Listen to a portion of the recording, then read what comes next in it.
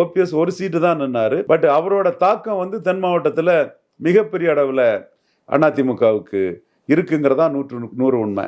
அப்போ தென் மாவட்டங்களில் மீண்டும் எழும்பணும்னா ஓபிஎஸ் சேர்த்து அவருக்கு தினகரனையும் சேர்க்கணும். தினகரன் அவருக்கும் மரியாதை இருக்குது. ஓபிஎஸ் சேர்த்து அவருக்கு இரட்டை கையெழுத்துங்கிறத கொடுக்கணும். இரட்டை கையெழுத்து கொடுத்தா தனக்கு பெரிய ஆபத்தாயிரும். அது நாளைக்கு தன்னோட தலைமையை வந்து வீழ்த்திரும். கட்சியை ஃபுல்லாக பிடிச்சாச்சு, நம்ம கண்ட்ரோலில் வச்சாச்சு, இனிமே யாரையும் சேர்க்கக்கூடாதுங்கிறதுல எடப்பாடி பழனிசாமி உறுதியாக இருக்கிறாரு.